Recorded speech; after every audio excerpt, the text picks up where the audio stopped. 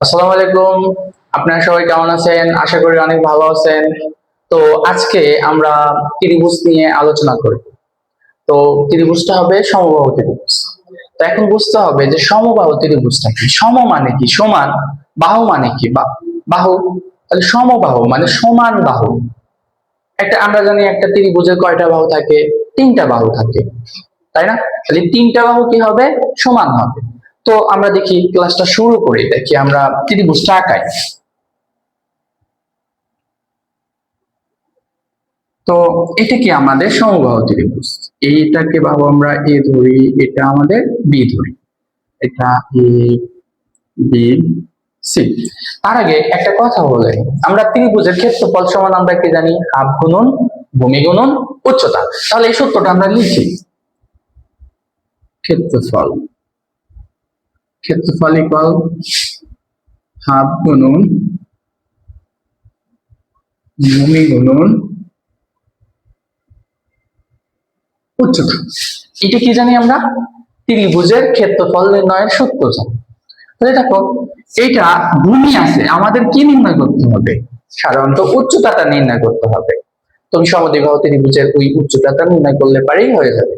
তো by the way, দেখো আমরা এখান থেকে এই যে এ বিন্দু থেকে আমরা একটা লম্ব টানতে পারি। তাহলে এটাকে আমরা যেহেতু এ ধরছি, তাহলে আমরা এটাকে এইভাবে লিখি। এটাকে আমরা ডি বাহু ধরি। তো এখন দেখো, এটা এখন কি হয়ে যাচ্ছে? এটা একটা সমকোণ হয়ে যাইতেছে না? সমকোণটা কি?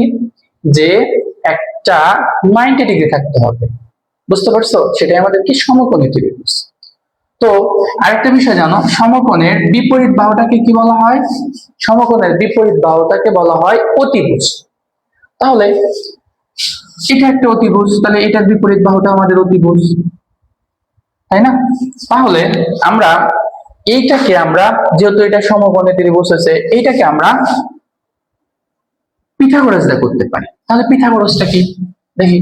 আমরা পিথাগোরাসটা লিখি। পিথাগোরাস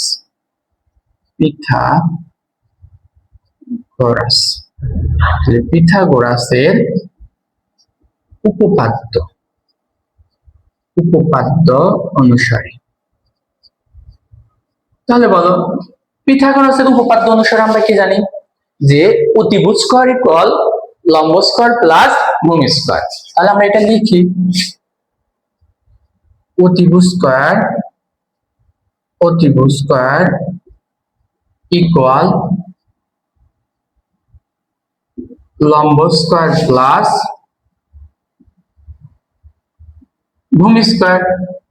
তাহলে আমরা যে কোনো একটা ত্রিভুজ, তাহলে এডিবিডি বা এবিএডিসি ত্রিভুজ, যে কোনো একটা ত্রিভুজ হলেই হবে। আরেকটা কথা দেখো, এটা কি আমাদের এই যে লম্বটা, এটা কি আমাদের সমকোণে বিভক্ত করছে না বাহুগুলোতে? দেখো, তাহলে এইটা যদি, এই পুরোটা যদি আমাদের এ হয়, তাহলে এইটা সমান কি হবে? a/2, অর্ধেক হয়ে যাবে, যেহেতু অর্ধেক হওয়ার কথা।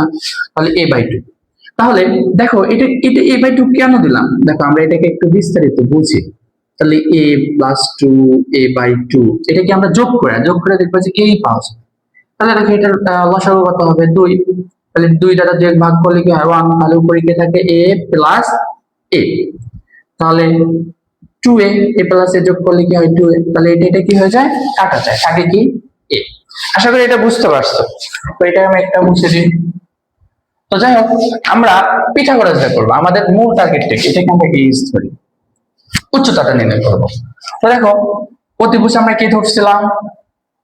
এটা দিয়ে করি। এস স্কয়ার ইকুয়াল লম্ব আমাদের এডি বা এইচ, এডি স্কয়ার প্লাস ভূমি আমাদের কি ডিসি স্কয়ার বা বিডি স্কয়ার, যেটা দাও সেটাই হবে। আমরা ডিসি স্কয়ারটা দিই। তাহলে আমাদের এখান থেকে মেইন টার্গেটটা কি থাকবে? এডির মানটা বের করব। তাহলে আমরা এটাকে এই পাশে আমরা পার্শিয়াল করব। AD square plus DC square equal S square. তাহলে আমরা এডি কে রাখবো, এডি স্কয়ার ইকুয়াল প্লাস আছে ওই পাশে, যা কি হয়ে যাবে? মাইনাস হয়ে যাবে এস স্কয়ার। আবার আরেকটা দেখো, এডি এর উপর কি আছে? Square, sorry S square minus this square. এখন এডির পার কি আছে দেখো, এডির পার স্কোয়ার আছে, তাহলে এডিকে আমরা রাখবো, তাহলে স্কোয়ারটা ওই পাশে গেলে কি হয়ে যায়, রুট হয়ে যায়। তাহলে S square minus this square. তাহলে এই এডির মানটা আমরা কি বসাইছিলাম, উচ্চতা এইচ। এখন এস স্কোয়ার মানটা দেখো, এস স্কোয়ার আমাদের কি বর্গ আছে, এটা লিখে দিই, স্কোয়ার মাইনাস ডিস স্কোয়ারটা কি, ডিস স্কোয়ার মানটা কি ছিল, আমরা এখানে লিখে দিই ডিস ইকুয়াল a বাই 2। তাহলে এখানে আমরা a বাই 2 দেব, তারপর কি স্কোয়ার হোল স্কোয়ার। তো দেখো আমরা এখানে ভিতরে একটা কি লসাগু করতে পারি, বা দাঁড়াও একটু পরে লসাগু করি। তাহলে a স্কোয়ার মাইনাস, দেখো এই স্কোয়ারটা কি এই এর পারও আছে 2 এর পার আছে, তাহলে a স্কোয়ার ডিভাইডেড 2 দুগুণা 4, তাই তো।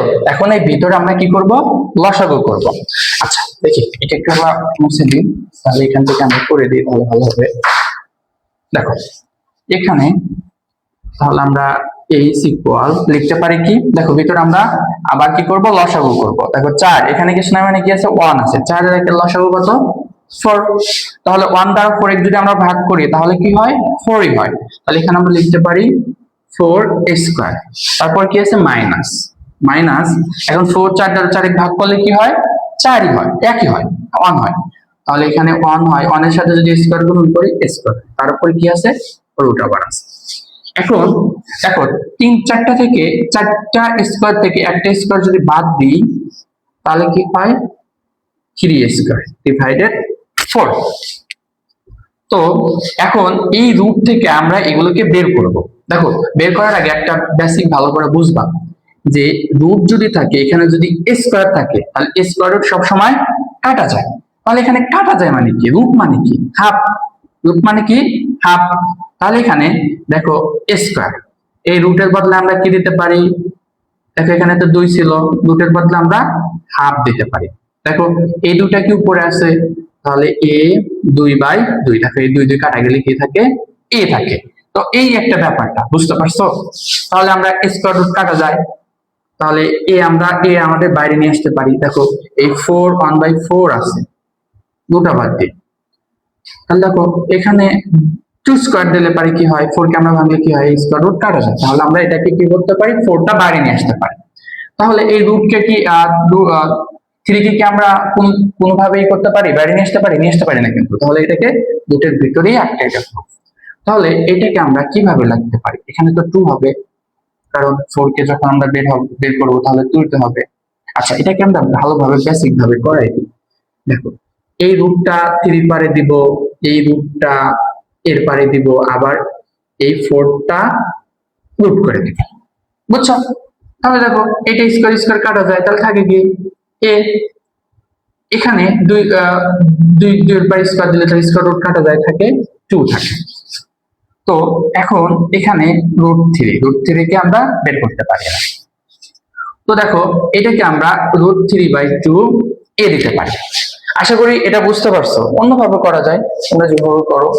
তো এখন আমরা ক্ষেত্রফল নির্ণয়ের সূত্রটা পাইছি কি, এটা কি পাইলাম আমরা, উচ্চতা পাইলাম।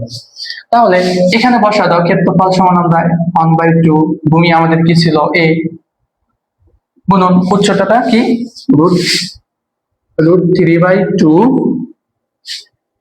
a, এটাই তো পাইলাম তাই না উচ্চতাটা। তাহলে দেখো এখন এই 2 আর এই 2 যদি নিচেরটা নিচে গুণন, উপরেরটা উপরে গুণন করে দেব, তাহলে এই 2 2 গুণন করলে কত হবে 4। তাহলে এই একটা যদি গুণন করি তাহলে কি হয় a স্কয়ার, এই √3। তাহলে দেখো এটাকে আমরা একটু সাজায় লিখবো, √3/4 বাহু স্কয়ার। তাহলে এইটাই কি আমাদের ক্ষেত্রফলের সূত্র, এটাই কি আমাদের ক্ষেত্রফলের সূত্র। অতএব ক্ষেত্রফল ইকুয়াল √3/4 বাহু স্কয়ার। আচ্ছা এটা একটু বড় করে লিখি, √3/4 বাহু স্কয়ার। তো আশা করি এটাই কি আমাদের মেন জিনিসটা লাগবে। আর এখানে যে উচ্চতা বের করলাম না, এই উচ্চতাটা শুধু মনে রাখবা, তাহলেই হবে। তো আশা করি তোমরা এটা বুঝতে পারছো অনেক